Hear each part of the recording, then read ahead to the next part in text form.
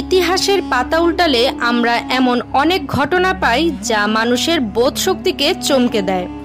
ইসলামের ইতিহাসে এমনই এক আশ্চর্যজনক ঘটনা হলো মহানবী হযরত মুহাম্মদ সাল্লাল্লাহু আলাইহি ওয়াসাল্লামের জীবদ্দশায় চাঁদের বিভাজন। এই ঘটনা ঘটেছিল মক্কায় হিজরতের প্রায় 5 বছর আগে। কুরআনের সূরা আল কামারে আল্লাহ সুবহানাহু ওয়া তাআলা স্পষ্ট ভাষায় উল্লেখ করেছেন কিয়ামত আসন্ন আর চাঁদ বিভক্ত হয়েছে। এখানে বিভক্ত হয়েছে অতীতকাল ব্যবহার করা হয়েছে, যা স্পষ্ট করে যে ঘটনাটি ইতিমধ্যেই ঘটে গেছে। সহিহ হাদিসে বহু সাহাবা এর সাক্ষ্য দিয়েছেন। সহিহ বুখারী হাদিস নাম্বার 3637 ও সহিহ মুসলিম হাদিস নাম্বার 2800 এ রয়েছে যে মক্কার কুরাইশরা নবী সাল্লাল্লাহু আলাইহি ওয়াসাল্লামকে একটি নিদর্শন দেখানোর অনুরোধ করেছিল। তখন চাঁদ 2 ভাগে বিভক্ত হয়ে যায়, এমনকি মানুষ হেরা পাহাড়ের দুপাশে 2টি অংশ দেখেছিল। সাহাবী আনাস ইবনে মালিক রাদিয়াল্লাহু তাআলা আনহু বর্ণনা করেছেন মক্কার লোকেরা চাঁদকে 2 খণ্ডে বিভক্ত হতে দেখেছিল, এক খণ্ড পাহাড়ের উপরে এবং অন্য খণ্ড নিচে। এই ঘটনা ঘটে হিজরতের প্রায় 5 বছর আগে, নবুয়াতের মাঝামাঝি সময়ে। সে সময় মক্কার নেতারা ইসলামকে দুর্বল করার জন্য নানা অজুহাত খুঁজছিল। তারা বলল, যদি তুমি সত্যিকারের নবী হও, আকাশে কোনো বড় নিদর্শন দেখাও। আল্লাহর অনুমতিতে নবী সাল্লাল্লাহু আলাইহি ওয়াসাল্লাম আকাশের দিকে ইশারা করলেন এবং মুহূর্তেই চাঁদ বিভক্ত হয়ে গেল। অনেকে বিশ্বাস করলো, কিন্তু অবিশ্বাসীরা বলল এটি নিশ্চয়ই জাদু। তখন তারা সিদ্ধান্ত নিল যারা মক্কার বাইরে আছে তাদের জিজ্ঞেস করবে, কারণ জাদু কেবল স্থানীয়ভাবে কাজ করে।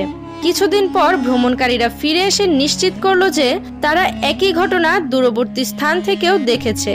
চন্দ্র বিভাজনের সবচেয়ে বিস্ময়কর দিক হলো এটি শুধু মুসলিম ইতিহাসেই নয়, অন্য সংস্কৃতি ও অঞ্চলে উল্লেখ আছে।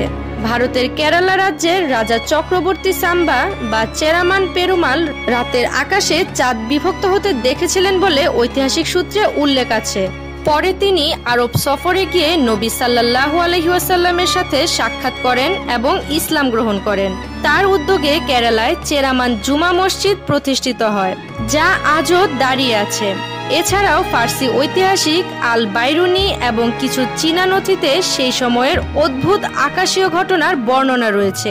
ইয়েমেন, সিরিয়া ও ইরাকের বণিকরাও জানিয়েছেন যে তারা একই রাতে এই দৃশ্য দেখেছিলেন। আধুনিক যুগে নাসার অ্যাপোলো মিশনের নভোচারীরা চাঁদের পৃষ্ঠে লম্বা ফাটল বা লুনার রিলস আবিষ্কার করেছেন। এই ফাটল কয়েকশো কিলোমিটার দীর্ঘ এবং কিছু ক্ষেত্রে কয়েক কিলোমিটার গভীর। বিজ্ঞানীদের মতে এগুলো অতীতে চাঁদের গঠনে বড় ধরনের পরিবর্তনের ইঙ্গিত বহন করে, যদিও আধুনিক বিজ্ঞান সরাসরি এটিকে চন্দ্র বিভাজন বলছে না। তবে চাঁদের ভৌগোলিক বৈশিষ্ট্য বিশাল আঘাত বা বিচ্ছেদের সম্ভাবনাকে সমর্থন করে। বিজ্ঞান প্রমাণের উপর নির্ভর করে, তাই তাদের সরাসরি সেই সময়ের ফটোগ্রাফ বা মাপজোক নেই। তবুও কুরআনের ঘোষণা, সহিহ হাদিসের সাক্ষ্য, বিভিন্ন সংস্কৃতির ঐতিহাসিক দলিল এবং চাঁদের ভৌগোলিক বৈশিষ্ট্য মিলিয়ে এটি একটি শক্তিশালী সম্ভাবনা হিসেবে দাঁড়ায়।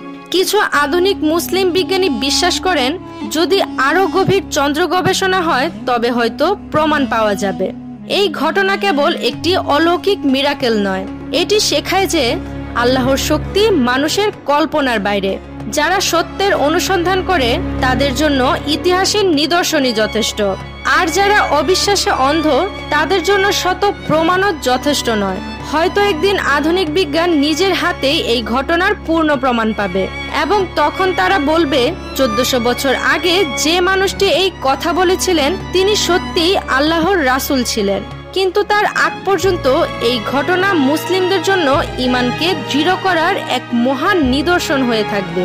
বন্ধুরা, যদি এই ঘটনাটি আপনার ঈমানকে শক্তিশালী করে থাকে এবং এমন আরো ইসলামিক ইতিহাস, বিজ্ঞান ও প্রমাণ ভিত্তিক আলোচনা জানতে চান, তবে এখনই আমাদের চ্যানেল জ্ঞানের ক্যানভাস সাবস্ক্রাইব করুন এবং বেল আইকনটি ক্লিক করুন, যাতে নতুন ভিডিও প্রকাশ হলে আপনি সবার আগে দেখতে পারেন।